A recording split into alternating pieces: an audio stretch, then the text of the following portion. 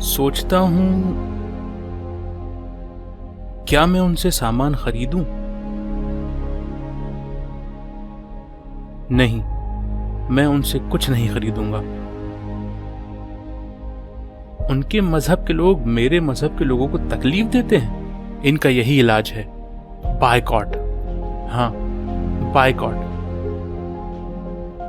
شاید یہی صحیح طریقہ ہے انہیں سبق سکھانے کا۔ جب پائی پائی کو ترسیں گے اور گھر میں گزارا مشکل ہو جائے گا تو سمجھ میں آئے گا کہ وہ کتنے غلط تھے۔ لیکن اگر یہ صحیح طریقہ نہیں ہوا تو کہیں میں آگ میں گھی تو نہیں ڈال رہا؟ نہیں، میں اپنے دھرم کے بارے میں نہیں سوچوں گا تو کون سوچے گا؟ پر کیا رسول اللہ نے ایسا کیا دوسروں کے ساتھ؟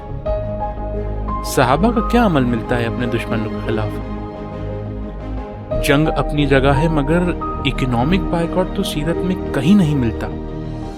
اس کے بجائے جب رسول اللہ کے ساتھ مشرکینوں نے اکنامک بائیکاٹ کیا تو آپ کو قطعی پسند نہ آیا ان کا یہ عمل، اور آپ نے بھی کبھی صحاباؤں کو اس کا حکم نہیں دیا، شاید اس لیے کیونکہ رزق دینے والا اللہ ہے۔ ہمارے بائیکاٹ کا اس کی قدرت پہ کوئی اثر نہیں پڑتا،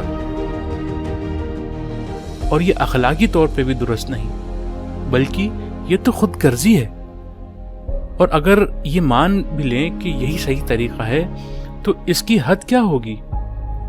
کیا یہ ایموشن صرف مسلمانوں کو ستائے جانے پر نکلیں گے یا کسی بھی انسان کو ستائے جانے پہ؟ اسلام تو سینونیم ہے جسٹس کا، انصاف کا، اور انصاف مذہب نہیں دیکھتا۔ تو باقی ظلموں پر میں خاموش کیوں رہتا ہوں؟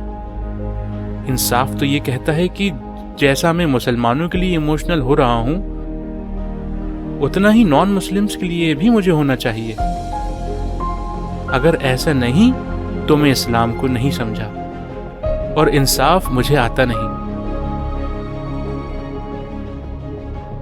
دنیا میں ظلم اپنی انتہا پر ہے اور ہر جگہ لوگوں کو کچلا جا رہا ہے۔ کیا میری ذمہ داری صرف مسلمانوں کے لیے ہے، یا مجھے میرے خالق نے ایک بڑے مقصد کے تحت اس دنیا میں بھیجا ہے؟ شاید جو دھرم مجھے زندگی گزارنے کا طریقہ بتاتا ہے اسے میں نے سنک بنا لیا ہے، اور دھرم جب سنک بن جاتا ہے تو انسانیت کا قتل کرتا ہے۔